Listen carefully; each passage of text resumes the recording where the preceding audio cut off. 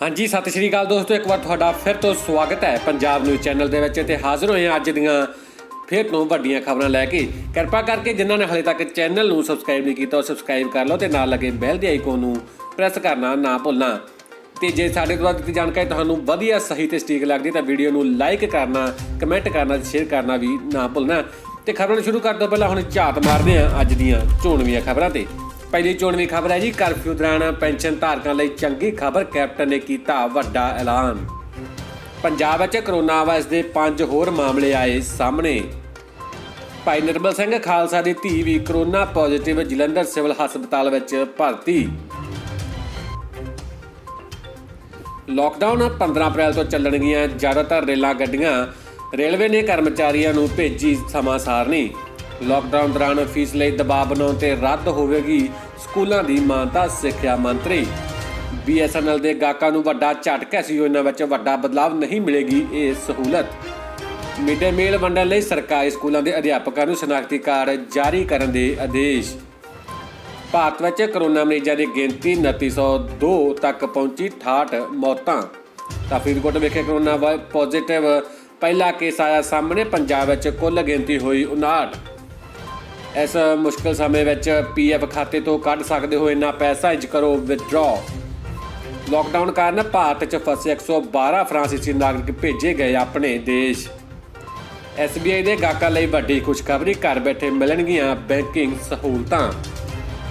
Lockdown कारण जे नौकरी जाण दा डर सता रहा है तां पढ़ो ते देखो, सरकार वालों कंपनियों नूं जारी की एडवाइजरी। ग्रैजुएशन पास लिए इस विभाग च निकलियां सरकारी नौकरियां, जल्दी करो अपलाई। किसानों ने कणक की वाढी की शुरू। प्राइवेट हस्पताल बंद करने वालों के लाइसेंस होणगे रद्द। तो दोस्तों ये सीगियां अपनियां इस समय दीयां चोणवीआं खबरां। ते हुण गलबात करते हैं अज की पहली वड्डी खबर की। खबर शुरू करने तो पहला मैं तुहानूं दस देना चाहुंदा कि जिहड़े वीर खेतीबाड़ी नाल संबंधित हैं जां खेतीबाड़ी नाल रिलेटेड खबरां सुणदे हैं तां आपां एक होर नवां चैनल बनाया जिस दा लिंक तुहानूं ते उस दियां वीडियो दा लिंक तुहानूं अपनी डिस्क्रिप्शन दे विच मिल जाऊगा। ते उत्थों तुसीं लिंक नूं ओपन करके खेतीबाड़ी नाल जुड़ियां सारियां जानकारियां प्राप्त कर सकदे हो। तो इसलिए जल्दी करो, लिंक नूं खोलो ते चैनल नूं सबसक्राइब कर लो। तो पहली वड्डी खबर है जी, करफ्यू दौरान पेंशन धारकों लिए चंगी खबर, कैप्टन ने किया वड्डा ऐलान। पंजाब के मुख्यमंत्री कैप्टन अमरिंदर सिंह ने निर्देशों तो बाद समाजिक सुरक्षा पेंशन, ज्येष्ठ बुढ़ापा पेंशन, विधवा पेंशन, विकलांग ते होर सारियां पेंशनां शामिल हैं दी वंड हुण पिंडां 'च पेंशन धारकों को घर विच दित्ती जावेगी। मुख्यमंत्री के निर्देशों तो बाद पंजाब के वधीक मुख सकत्तर गृह सतीश चंद्रा ने इस संबंधी पत्र नंबर SSACSH 2020-275 जारी किए। पंजाब के समाजिक सुरक्षा मामलों की मंत्री अरुणा चौधरी ने इस संबंधी मुख्यमंत्री दफ्तर में पत्र भेज के कहा कि देश में फैले कोरोना वायरस की स्थिति को देखते हुए पेंशन धारकों को उन्होंने घरों में ही पेंशन की वंड की जानी चाहिए ताकि बैंक च पेंशन धारकों की भीड़ इकत्तर ना हो सके। इस तो अगली वड्डी खबर है जी, पंजाब में कोरोना वायरस के 5 होर मामले आए सामने। जी हाँ दोस्तों, पंजाब में कोरोना वायरस के मामले लगातार वाधे जा रहे हैं। सूबे विचों हुण तक होर 5 कोरोना के केसां की पुष्टि हो चुकी है। मानसा, रोपड़ ते फरीदकोट जिले तो कोरोना वायरस के नवे मामले सामने आ चुके हैं। हुण तक कोरोना पीड़ित 5 लोग अपनी जान भी गवा चुके हैं। इस तो अगली वड्डी खबर है जी, भाई निर्मल सिंह खालसा की धी भी कोरोना पॉजिटिव, जलंधर सिविल हस्पताल में भर्ती। जी हाँ दोस्तों, इस वेले की वड्डी खबर है। वीरवार सवेरे कोरोना वायरस नाल भाई निर्मल सिंह खालसा की मौत हो गई ते अज उन्होंने धी का टैसट भी पॉजिटिव आया। उसनूं जलंधर के सिविल हस्पताल में भर्ती करवा दिता गया। कुल उन्होंने परिवारक मैंबरों के रागी जत्थे के साथियों सने 9 जणों के टैसट करवाए गए सन, जिन्होंने 3 व्यक्तियों के कोरोना पॉजिटिव आए सन। इस तो अगली वड्डी खबर जी, लॉकडाउन 15 अप्रैल तो चलणगियां ज़्यादातर रेलां गड्डियां, तो रेलवे ने कर्मचारियों को भेजी समां सारणी। रेलवे ने 21 दिनों के लॉकडाउन तो बाद 15 अप्रैल तो ज़्यादातर यात्री ट्रेनों को चलाने की तैयारी खिंच लई है। तो रेलवे विभाग ने शुक्रवार को ड्राइवर, गार्ड, स्टेशन मैनेजर और होर कर्मचारियों को रेलगड्डियों की समां सारणी भी भेज दी है। रेलवे बोर्ड ने सारे जोनल रेलवे को रद्द की गई ट्रेनों को चलाने लई तैयार रहने लई कहा है। जिस तहत उत्तरी रेलवे ने संबंधित रेलवे अधिकारियों और कर्मचारियों को 244 रेलगड्डियों की समां सारणी भेजी है। इस तो अगली वड्डी खबर है जी, लॉकडाउन दौरान फीसां लई दबाव बनाने ते रद्द होगी स्कूलों की मानता। इस वेले की वड्डी खबर, पंजाब के सिक्ख्या मंत्री विजय इंद्र सिंगला ने स्पष्ट कर दिता है कि कोरोना महामारी के चलदियां ਲਾਕਡਾਊਨ ਦੌਰਾਨ ਨਿੱਜੀ ਸਕੂਲ ਵਿਦਿਆਰਥੀਆਂ ਦੇ ਮਾਪਿਆਂ ਤੋਂ ਫੀਸ ਦੀ ਮੰਗ ਕਰ ਰਹੇ ਤੇ ਇਸ ਨੂੰ ਲੈ ਕੇ ਉਹ 2 ਵਾਰ ਪਹਿਲਾਂ ਵੀ ਹੁਕਮ ਜਾਰੀ ਕਰ ਚੁੱਕੇ ਹਨ ਕਿ ਉਹਨਾਂ ਕਿਹਾ ਕਿ ਉਹਨਾਂ ਦੇ ਧਿਆਨ ਵਿੱਚ ਕੁਝ ਮਾਮਲੇ ਸਾਹਮਣੇ ਆ ਰਹੇ ਕਿ ਹੁਣ ਸਕੂਲ ਸੰਚਾਲਕ ਵਿਦਿਆਰਥੀਆਂ ਦੇ ਮਾਪਿਆਂ ਨੂੰ ਈਮੇਲ ਜਾਂ WhatsApp ਰਾਹੀਂ ਫੀਸ ਦਾ ਮੈਸੇਜ ਭੇਜਣ ਦੀ ਬਜਾਏ ਸਕੂਲ ਟੀਚਰ ਅਤੇ ਪਰਿਵਾਰ ਵਾਲਿਆਂ ਨੂੰ ਫੋਨ ਕਰਕੇ ਆਨਲਾਈਨ ਫੀਸ ਜਮ੍ਹਾਂ ਕਰਵਾਏ ਜਾਣ ਦੇ ਦਬਾਅ ਬਣਾਏ ਜਾ ਰਹੇ ਹਨ, ਜੋ ਕਿ ਦਰਅਸਲ ਗਲਤ ਹੈ। ਉਹਨਾਂ ਕਿਹਾ ਕਿ ਸਕੂਲ ਸੰਚਾਲਕ ਅਜਿਹਾ ਨਾ ਕਰਨ ਕਿਉਂਕਿ ਸਾਰੇ ਮਾਪੇ ਅਜੇ ਫੀਸ ਭਰਨ ਦੇ ਹਾਲਾਤ ਵਿੱਚ ਨਹੀਂ ਹਨ। ਇਸ ਤੋਂ ਅਗਲੀ ਵੱਡੀ ਖਬਰ ਹੈ ਜੀ, BSNL ਦੇ ਗਾਹਕਾਂ ਨੂੰ ਵੱਡਾ ਝਟਕਾ। ਇਸ ਯੋਜਨਾ ਵਿੱਚ ਵੱਡਾ ਬਦਲਾਅ ਨਹੀਂ ਮਿਲੇਗੀ ਇਹ ਸਹੂਲਤ। BSNL ਨੇ ਆਪਣੇ ਪ੍ਰੀਪੇਡ ਗ੍ਰਾਹਕਾਂ ਨੂੰ ਵੱਡਾ ਝਟਕਾ ਦੇ ਦਿੱਤਾ ਹੈ। ਕੰਪਨੀ ਨੇ ਆਪਣੇ ਪ੍ਰਸਿੱਧ ਯੋਜਨਾਵਾਂ ਦੀ ਵੈਧਤਾ ਨੂੰ ਘਟਾਉਣ ਦੇ ਨਾਲ ਬਹੁਤ ਸਾਰੇ ਬਦਲਾਅ ਕਰ ਦਿੱਤੇ ਹਨ। ਟੈਲੀਕਾਮ ਟਾਕ ਤੇ ਪ੍ਰਕਾਸ਼ਿਤ ਖਬਰਾਂ ਅਨੁਸਾਰ BSNL ਨੇ 1699 ਰੁਪਏ ਦੀ ਸਾਲਾਨਾ ਯੋਜਨਾ ਦੀ ਵੈਧਤਾ ਨੂੰ ਘਟਾ ਕੇ 300 ਦਿਨ ਕਰ ਦਿੱਤਾ, ਜਦ ਕਿ ਕੰਪਨੀ ਨੇ ਇਸ ਨੂੰ 365 ਦਿਨਾਂ ਦੀ ਵੈਧਤਾ ਨਾਲ ਪੇਸ਼ ਕੀਤਾ ਸੀ। ਕੰਪਨੀ ਨੇ ਇਸ ਨਾਲ ਉਪਲਬਧ ਫਾਇਦਿਆਂ ਨੂੰ ਘੱਟ ਨਹੀਂ ਕੀਤਾ, ਜਿਸ ਦੇ ਯੋਜਨਾ ਦੇ ਗਾਹਕਾਂ ਨੂੰ 100 SMS ਮੁਫਤ ਅਤੇ 2 GB ਰੋਜ਼ਾਨਾ ਡਾਟਾ ਦਿੱਤਾ ਜਾਂਦਾ, ਬਲਕਿ ਬਾਕੀ ਲਾਭਾਂ ਵਿੱਚ ਰੋਜ਼ਾਨਾ ਕਾਲ ਕਰਨ ਲਈ 250 ਮਿੰਟ ਵੀ ਦਿੱਤੇ ਜਾਂਦੇ ਹਨ। ਇਸ ਤੋਂ ਅਗਲੀ ਵੱਡੀ ਖਬਰ ਹੈ ਜੀ, ਮਿਡ ਡੇ ਮੀਲ ਵੰਡਣ ਲਈ ਸਰਕਾਰੀ ਸਕੂਲਾਂ ਦੇ ਅਧਿਆਪਕਾਂ ਨੂੰ ਸ਼ਨਾਖਤੀ ਕਾਰਡ ਜਾਰੀ ਕਰਨ ਦੇ ਆਦੇਸ਼।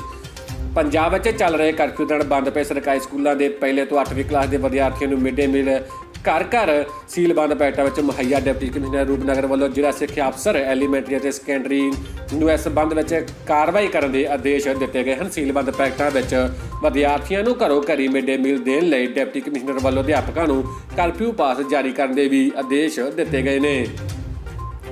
ਭਾਰਤ ਵਿੱਚ ਕਰੋਨਾ ਮਰੀਜ਼ਾਂ ਦੀ ਗਿਣਤੀ 2902 ਤੱਕ ਪਹੁੰਚੀ, 68 ਦੀ ਹੋਈ ਮੌਤ। ਜੀ ਹਾਂ ਦੋਸਤੋ, ਕੇਂਦਰੀ ਸਿਹਤ ਮੰਤਰਾਲੇ ਅਨੁਸਾਰ ਦੇਸ਼ ਵਿੱਚ ਕਰੋਨਾ ਲਾਗ ਨਾਲ ਪੀੜਤ ਲੋਕਾਂ ਦੀ ਗਿਣਤੀ 2902 ਹੋ ਗਈ ਹੈ, ਜਦਕਿ ਇਸ ਨਾਲ ਹੁਣ ਤੱਕ 68 ਲੋਕਾਂ ਦੀ ਮੌਤ ਹੋ ਚੁੱਕੀ ਹੈ। ਮੰਤਰਾਲੇ ਵੱਲੋਂ ਜਾਰੀ ਬਿਆਨ ਮੁਤਾਬਕ ਕੋਵਿਡ-19 ਦੇ ਪੋਜ਼ੀਟਿਵ ਜਾਂ ਸਰਗਰਮ ਕੇਸਾਂ ਦੀ ਗਿਣਤੀ 2902 ਹੈ, ਜਿਨ੍ਹਾਂ ਵਿੱਚੋਂ 207 ਅਜਿਹੇ ਕੇਸ ਸ਼ਾਮਲ ਹਨ ਜੋ ਠੀਕ ਹੋ ਚੁੱਕੇ ਹਨ, ਜਿਨ੍ਹਾਂ ਨੂੰ ਛੁੱਟੀ ਦੇ ਦਿੱਤੀ ਗਈ ਹੈ ਤੇ ਇੱਕ ਕਿਸੇ ਹੋਰ ਦੇਸ਼ ਚਲਾ ਗਿਆ। ਕੁੱਲ ਮਰੀਜ਼ਾਂ ਵਿੱਚ 55 ਵਿਦੇਸ਼ੀ ਨਾਗਰਿਕ ਵੀ ਸ਼ਾਮਿਲ ਹਨ।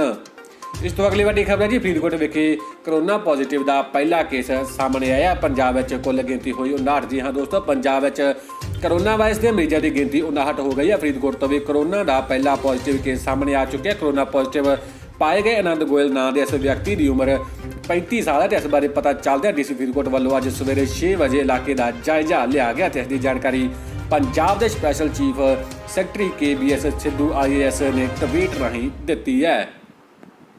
ਇਸ ਤੋਂ ਅਗਲੀ ਵੱਡੀ ਖਬਰ ਜੀ, ਇਸ ਮੁਸ਼ਕਲ ਸਮੇਂ ਵਿੱਚ PF ਖਾਤੇ ਤੋਂ ਕੱਢ ਸਕਦੇ ਹੋ ਇੰਨਾ ਪੈਸਾ, ਇੰਜ ਕਰੋ ਵਿਡਰਾ। ਜੀ ਹਾਂ ਦੋਸਤੋ, ਪੰਜਾਬ ਵਿੱਚ ਪਿਛਲੇ ਕੁਝ ਦਿਨਾਂ ਤੋਂ ਦੇਸ਼ ਭਰ 'ਚ ਲਾਕਡਾਊਨ ਕੀਤਾ ਹੋਇਆ। ਇਹ ਅਜਿਹਾ ਦੌਰ ਹੈ ਕਿ ਲੋਕਾਂ ਨੂੰ ਆਰਥਿਕ ਸੰਕਟ ਦਾ ਸਾਹਮਣਾ ਵੀ ਕਰਨਾ ਪੈ ਸਕਦਾ। ਇਸ ਦੇ ਲਈ ਮੱਦੇਨਜ਼ਰ ਸਰਕਾਰ ਨੇ 1,70,000 ਦਾ ਆਰਥਿਕ ਰਾਹਤ ਪੈਕੇਜ ਐਲਾਨ ਕਰਨ ਨਾਲ ਹੀ ਲੋਕਾਂ ਨੂੰ ਪਰੇਸ਼ਾਨੀਆਂ ਦਾ ਸਾਹਮਣਾ ਕਰਨਾ ਪਵੇਗਾ ਤੇ ਇਸ ਦੇ ਨਾਲ ਹੀ ਇੱਕ ਐਲਾਨ ਮੁਲਾਜ਼ਮਾਂ ਦੇ PF ਖਾਤੇ ਨਾਲ ਜੁੜਿਆ ਹੋਇਆ ਹੈ। ਸਰਕਾਰ ਨੇ ਕਿਹਾ ਹੈ ਕਿ EPF 'ਚ ਮੌਜੂਦ 75% ਦੀ ਰਾਸ਼ੀ ਜਾਂ ਫਿਰ 3 ਮਹੀਨੇ ਦੀ ਸੈਲਰੀ ਦੋਵਾਂ 'ਚੋਂ ਜੋ ਵੀ ਘੱਟ ਹੋਵੇ ਉਹ ਰਾਸ਼ੀ ਕਢਾਈ ਜਾ ਸਕਦੀ ਹੈ।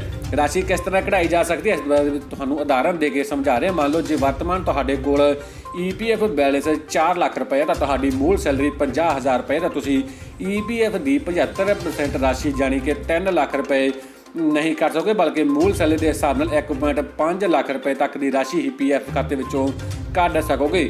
ਤੇ ਰਾਸ਼ੀ ਕਢਾਉਣ ਦਾ ਜਿਹੜਾ ਪੂਰਾ ਪ੍ਰੋਸੈਸ ਹੈ ਤੁਹਾਨੂੰ ਸਮਝਾਉਣ ਜਾ ਰਹੇ। ਕਰੋਨਾ ਸੰਕਟ ਦੇ ਦੌਰ 'ਚ ਜੇ ਜ਼ਿਆਦਾ ਪੈਸਿਆਂ ਦੀ ਜ਼ਰੂਰਤ ਹੈ ਤਾਂ ਤੁਸੀਂ PF ਖਾਤੇ 'ਚ ਇੱਕ ਪ੍ਰੋਸੈਸ ਨੂੰ ਅਪਣਾ ਕੇ ਪੈਸੇ ਕਢਾ ਸਕਦੇ ਹੋ।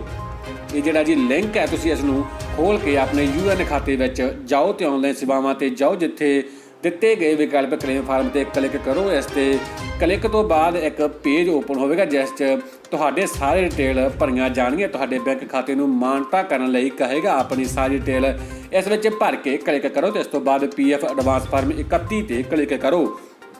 ਬੈਂਕ ਦੇ ਚੈੱਕ ਜਾਂ ਪਾਸਬੁੱਕ ਦੀ ਸਕੈਨ ਕਾਪੀ ਨੂੰ ਅਪਲੋਡ ਕਰਨਾ ਹੋਵੇਗਾ। ਫਿਰ ਆਧਾਰ OTP ਰਾਹੀਂ ਤੁਹਾਡੇ ਆਵੇਦਨ ਸਵੀਕਾਰ ਕੀਤਾ ਜਾਵੇਗਾ ਤੇ OTP ਵੈਰੀਫਿਕੇਸ਼ਨ ਤੋਂ ਬਾਅਦ ਕੱਢੀ ਜਾਣ ਵਾਲੀ ਰਾਸ਼ੀ ਨੂੰ 3 ਵਰਕਿੰਗ ਡੇ ਦੇ ਅੰਦਰ ਤੁਹਾਡੇ ਖਾਤੇ ਵਿੱਚ ਜਮ੍ਹਾਂ ਕਰ ਦਿੱਤਾ ਜਾਵੇਗਾ। ਇਸ ਤੋਂ ਅਗਲੀ ਵੱਡੀ ਖਬਰ ਜੀ, ਲਾਕਡਾਊਨ ਕਾਰਨ ਭਾਰਤ ਵਿੱਚ ਫਸੇ 112 ਫਰਾਂਸੀਸੀ ਨਾਗਰਿਕ ਭੇਜੇ ਗਏ ਆਪਣੇ ਦੇਸ਼। ਜੀ ਹਾਂ ਦੋਸਤੋ, ਭਾਰਤ ਵਿੱਚ ਜਿਹੜਾ 21 ਦਿਨਾਂ ਦਾ ਲਾਕਡਾਊਨ ਕੀਤਾ ਹੋਇਆ ਤੇ ਇਸ ਦੇ ਮੱਦੇਨਜ਼ਰ ਜਿਹੜੇ ਵਿਦੇਸ਼ਾਂ ਤੋਂ ਲੋਕ ਭਾਰਤ ਆਏ ਸਨ ਤੇ ਉਹਨਾਂ ਨੂੰ ਵਾਰੀ-ਵਾਰੀ ਕਰਕੇ ਉਹਨਾਂ ਦੇ ਦੇਸ਼ ਭੇਜਿਆ ਜਾ ਰਿਹਾ। ਤੇ ਹੁਣ ਇਸ ਵੇਲੇ ਦੀ ਵੱਡੀ ਖਬਰ ਹੈ ਕਿ ਫਰਾਂਸੀਸੀ ਲੋਕ ਜਿਹੜੇ ਸੀਗੇ 112 ਉਹਨਾਂ ਨੂੰ ਆਪਣੇ ਦੇਸ਼ ਵਾਪਸ ਭੇਜ ਦਿੱਤਾ ਗਿਆ। ਅਗਲੀ ਵੱਡੀ ਖਬਰ ਜੀ, SBI ਦੇ ਗਾਹਕਾਂ ਲਈ ਵੱਡੀ ਖੁਸ਼ਖਬਰੀ, ਘਰ ਬੈਠੇ ਮਿਲਣਗੀਆਂ ਬੈਂਕਿੰਗ ਸਹੂਲਤਾਂ। ਜੀ ਹਾਂ ਦੋਸਤੋ, SBI ਵੱਲੋਂ ਇੱਕ ਵੱਡਾ ਐਲਾਨ ਕੀਤਾ ਗਿਆ ਕਿ ਉਹਨਾਂ ਨੂੰ ਘਰ ਬੈਠੇ ਜਿਹੜੇ ਉਹਨਾਂ ਨਾਲ ਜੁੜੇ ਲੋਕ ਉਹਨਾਂ ਨੂੰ ਘਰ ਬੈਠੇ ਬੈਂਕਿੰਗ ਸਹੂਲਤਾਂ ਦਿੱਤੀਆਂ ਜਾਣਗੀਆਂ।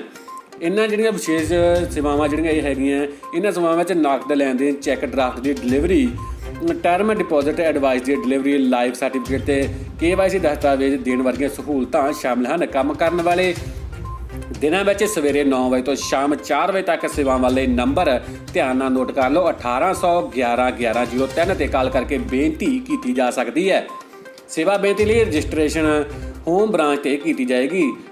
2 ਸਟੈਪ ਬੁਕਿੰਗ ਬੈਂਕਿੰਗ ਸੇਵਾਵਾਂ ਸਿਰਫ KYC ਪੂਰੀ ਕਰ ਚੁੱਕੇ ਗਾਹਕਾਂ ਲਈ ਹੀ ਉਪਲਬਧ ਹਨ। ਗੈਰ ਵਿੱਤੀ ਲੈਣ ਦੇਣ ਦੇ 60 ਰੁਪਏ ਤੇ GST ਪ੍ਰਤੀ ਫੇਰੀ ਚਾਰਜ ਲੱਗੇਗਾ ਤੇ ਵਿੱਤੀ ਲੈਣ ਤੇ 100 ਰੁਪਏ ਦੇ ਨਾਲ ਹੀ GST ਪ੍ਰਤੀ ਯਾਤਰਾ ਚਾਰਜ ਲੱਗੇਗਾ। ਨਕਦ ਕਢਵਾਉਣ ਅਤੇ ਨਕਦ ਜਮ੍ਹਾਂ ਕਰਵਾਉਣ ਲਈ ਪ੍ਰਤੀ ਦਿਨ ਪ੍ਰਤੀ ਟ੍ਰਾਂਜੈਕਸ਼ਨ ਦੀ 20,000 ਰੁਪਏ ਦੀ ਹੱਦ ਤੈਅ ਕੀਤੀ ਗਈ ਹੈ ਤੇ ਸਾਂਝੇ ਖਾਤਿਆਂ ਵਾਲੇ ਗਾਹਕ ਵੀ ਇਹਨਾਂ ਸੇਵਾਵਾਂ ਦਾ ਲਾਭ ਨਹੀਂ ਲੈ ਸਕਣਗੇ। ਗੈਰ ਵਿਅਕਤੀਗਤ ਤੇ ਨਾਬਾਲਗ ਖਾਤੇ ਵੀ ਇਸ ਸਹੂਲਤ ਦੇ ਯੋਗ ਨਹੀਂ ਹੋਣਗੇ। ਨਿਕਾਸੀ ਸਿਰਫ ਚੈੱਕ ਜਾਂ ਪਾਸਬੁੱਕ ਦੁਆਰਾ ਹੀ ਕੀਤੀ ਜਾਵੇਗੀ। ਖਾਤਾ ਇਸ ਗਲਤੀ ਕਾਰਨ ਖਾਲੀ ਹੋ ਸਕਦਾ ਹੈ। ਤਾਂ ਦੋਸਤੋ, ਇਹ ਸੀਗੀਆਂ SBI ਦੀਆਂ ਸੇਵਾਵਾਂ ਨਾਲ ਜੁੜੀਆਂ ਕੁਝ ਗੱਲਾਂ। ਤੇ ਅਗਲੀ ਵੱਡੀ ਖਬਰ ਜੀ, ਲੋਕਡਾਊਨ ਦਾ ਕਾਰਨ ਜੇ ਨੌਕਰੀ ਜਾਣ ਦਾ ਡਰ ਸਤਾ ਰਿਹਾ ਤਾਂ ਦੇਖੋ ਸਰਕਾਰ ਵੱਲੋਂ ਕੰਪਨੀਆਂ ਨੂੰ ਜਾਰੀ ਕੀਤੀ ਗਈ ਐਡਵਾਈਜ਼ਰੀ। ਜੀ ਹਾਂ ਦੋਸਤੋ, ਤੁਹਾਨੂੰ ਦੱਸ ਦਈਏ ਕਿ EPFO ਅਤੇ EPS ਪੈਨਸ਼ਨਰਾਂ ਦੀ ਸਮੇਂ ਸਿਰ ਪੈਨਸ਼ਨ ਦੇਣ ਦਾ ਹੁਕਮ ਦਿੱਤਾ ਗਿਆ ਹੈ ਤੇ ਅਜਿਹੀ ਸਥਿਤੀ ਵਿੱਚ ਉਹਨਾਂ ਨੂੰ ਜਿਹੜੇ ਨੌਕਰੀ ਕਰ ਰਹੇ ਹਨ ਉਹਨਾਂ ਨੂੰ ਨੌਕਰੀ ਕਰਨ ਦਾ ਜੇ ਡਰ ਸਤਾ ਰਿਹਾ ਤਾਂ ਇਸ ਦੇ ਮੱਦੇਨਜ਼ਰ ਕਿਰਤ ਮੰਤਰਾਲੇ ਨੇ ਕੰਪਨੀਆਂ ਲਈ ਐਡਵਾਈਜ਼ਰੀ ਜਾਰੀ ਕੀਤੀ ਹੈ। EPFO ਲੇਬਰ ਮੰਤਰਾਲੇ ਨਾਲ ਜੁੜੀ ਜਾਣਕਾਰੀ ਖਾਤਾ ਧਾਰਕਾਂ ਤੇ ਕੰਪਨੀਆਂ ਨੂੰ SMS ਰਾਹੀਂ ਭੇਜ ਰਿਹਾ ਹੈ ਤੇ ਕਰੋਨਾ ਮਹਾਮਾਰੀ ਦੇ ਮੱਦੇਨਜ਼ਰ ਕਰਮਚਾਰੀ ਭਵਿੱਖ ਨਿਧੀ ਸੰਗਠਨ ਦੇ 65 ਲੱਖ ਪੈਨਸ਼ਨਰਾਂ ਨੂੰ EPS ਤਹਿਤ ਮਹੀਨੇਵਾਰ ਪੈਨਸ਼ਨ ਸਮੇਂ ਸਿਰ ਅਦਾ ਕਰਨ ਦੇ ਨਿਰਦੇਸ਼ ਦਿੱਤੇ ਹਨ ਤੇ ਸਰਕਾਰ ਦੀ ਐਡਵਾਈਜ਼ਰੀ ਕੀ ਉਹ ਤੁਹਾਨੂੰ ਦੱਸਣ ਜਾ ਰਹੇ ਹਾਂ।